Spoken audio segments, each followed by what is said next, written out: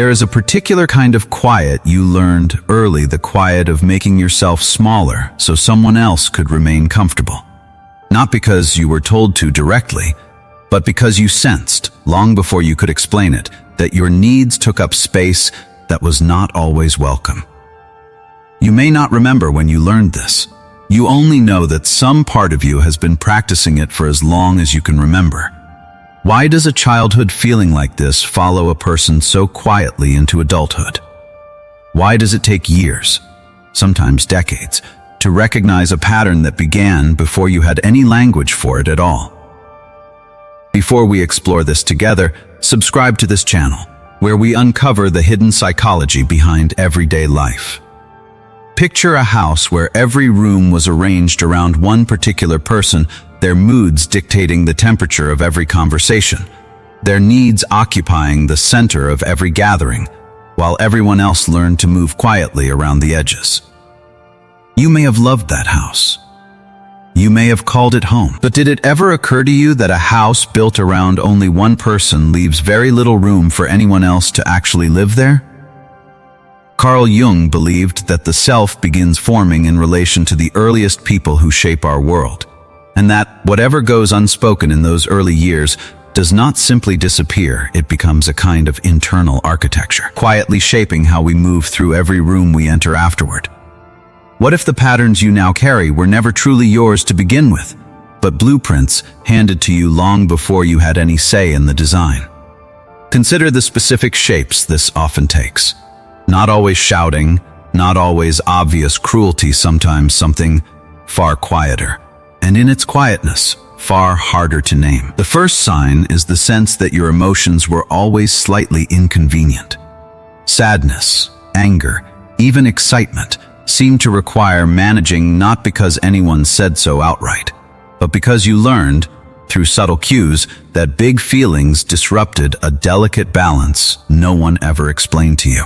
Why did you learn to shrink your emotional world before you even understood what a full one felt like? The second sign is achievement as the only reliable path to affection. Warmth arrived generously after a good grade, a trophy, an accomplishment worth mentioning to others, and noticeably less when you simply needed comfort for its own sake. Was that love? Or was it a reward system disguised carefully as love that measured your worth by what you produced rather than who you were? The third sign is the strange role reversal, where you became, at some point, the one managing their emotions rather than the other way around. Their disappointment became something you were responsible for repairing. Their moods dictated the emotional forecast of the household, and you, still a child, became fluent in reading storms before they arrived. Why does a child learn to parent a parent's feelings long before that child has finished forming their own? The fourth sign is the quiet comparison, spoken or unspoken, to siblings, to other families, to some version of you that was always slightly more impressive in someone else's telling. Why did belonging always seem to hinge on being the best version available rather than simply being enough as you were? The fifth sign is the absence of apology, even when harm was unmistakable. Conflicts resolved not through acknowledgement, but through forgetting, moving forward, pretending the moment had never actually happened. Why does the absence of an apology teach a child, more thoroughly than any lecture could, that their pain was never quite worth acknowledging? The sixth sign is the persistent feeling, even now, that your accomplishments belong partly to them retold at gatherings as evidence of their own success, their own guidance, their own excellent parenting. Is this pride in you, or is it something closer to ownership, dressed carefully in the language of pride? The seventh sign is the quiet, persistent difficulty you may still have in trusting your own perception of your own childhood, the instinct to soften the story before you've even finished telling it, to add, almost automatically, but it wasn't that bad. Why does the truth so often require a disclaimer before it feels safe enough to say aloud? But here is the deeper question worth sitting with far longer than any single sign. Why does recognizing this feel less like relief, and more, at first, like disloyalty. Jung believed that the shadow, the parts of ourselves and our history too uncomfortable to examine directly, does not vanish simply because we look away from it. It waits, and it shapes us regardless, whether we acknowledge it or not. Naming a pattern honestly is not an act of betrayal. It may, in fact, be the very thing that finally allows you to stop unconsciously repeating it. Picture the tree standing bare through winter, appearing from a distance like something finished, something without depth. Beneath the surface, unseen, the roots continue their patient widening in the dark. Is what you're feeling now the discomfort of finally seeing clearly truly a loss? Or is it simply the visible cost of something long overdue finally beginning to grow? This is the turn worth making gently here. Recognizing these patterns is not about assigning blame permanently or building a case against someone who shaped you imperfectly, as most parents inevitably do. It is about understanding the blueprint clearly enough to finally choose which parts of it you want to keep building from, and which parts you are finally ready to set down. Jung called this long, uneven process individuation, becoming a self-distinct from the expectations, wounds, and unspoken rules you were handed before you had any ability to question them. It rarely feels graceful while it is happening. It tends to feel, at first, like grief. Only later does it begin to feel like freedom. So, what do you do with feelings this old, this tangled into your earliest sense of yourself? This is where the observer becomes essential, the quiet witness inside you capable of noticing an old emotional reflex without immediately obeying it. Not the part of you that apologizes automatically for taking up space. The part that can simply notice, calmly, I am shrinking right now, out of an old habit. And this habit was built for a house I no longer live in. Marcus Aurelius often reminded himself that a person can only be disturbed by their judgments about events, not the events themselves. Can you feel an old childhood reflex rising in an adult moment and simply observe it, rather than immediately obeying its outdated instructions? Can you recognize the reflex as something learned rather than something permanently true about who you are? And here is something worth noticing. If you look honestly, this pattern has likely repeated itself many times since childhood. In friendships, in romantic relationships, in workplaces, wearing different faces but following the same familiar architecture.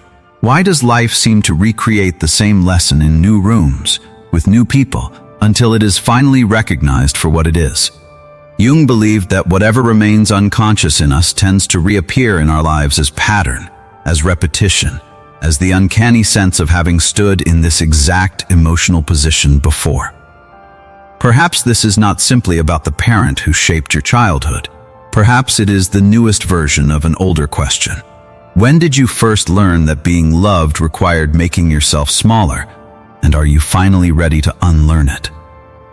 Viktor Frankl believed that between what happens to a person and how they respond, a space exists narrow, but entirely their own. You could not control the house you were raised in, but the space between recognizing its architecture and continuing to build your adult life from its blueprint, that space belongs entirely to you. So what would it actually look like to grow beyond this, rather than simply carry it forward unquestioned? Not something dramatic. Not a single conversation that resolves an entire childhood at once. It might look like allowing yourself to feel disappointed without immediately managing someone else's reaction to your disappointment. It might look like accepting comfort for its own sake, without needing to have earned it first through achievement. It might look like sitting quietly with a memory from childhood and finally believing your own account of it, without softening it for anyone else's comfort. It might look like choosing relationships, going forward, where your needs are not an inconvenience to be managed, but simply a normal part of being known. None of this arrives with fanfare. Jung once suggested that people will do almost anything to avoid facing the truth of their own history, and if that is true, then simply allowing yourself to see your childhood clearly, without minimizing it or exaggerating it, may already be a significant act of courage. Return, for a moment, to that house built so carefully around one particular person's comfort. Imagine standing in the doorway now, older, seeing it clearly for the first time, not to burn it down, not to erase what happened there, but simply to understand its architecture honestly, so that you are no longer unconsciously rebuilding the same rooms in every new home you enter. Does that make the house less familiar? Or does it simply mean you can finally choose a different blueprint? And so we return to the question beneath all 7 signs, beneath every managed emotion, every quiet comparison, every apology that never arrived. What actually remains of you, once you finally set down the role you were given before you had any say in choosing it? What remains when your worth no longer depends on how well you performed for someone else's comfort? Jung offered an answer that has outlasted him by nearly a century. Until you make the unconscious conscious, it will direct your life, and you will call it fate. Perhaps the child who learned to shrink for the sake of someone else's peace was never actually the problem. Perhaps that child was simply waiting, patiently, for the adult they would become to finally notice, and finally choose differently. If this resonated, subscribe to this channel and join us as we keep uncovering these hidden truths. What is one part of your childhood you are only now beginning to understand clearly? Write it in the comments below, and let that house, wherever it stands in you, finally be seen for what it truly was.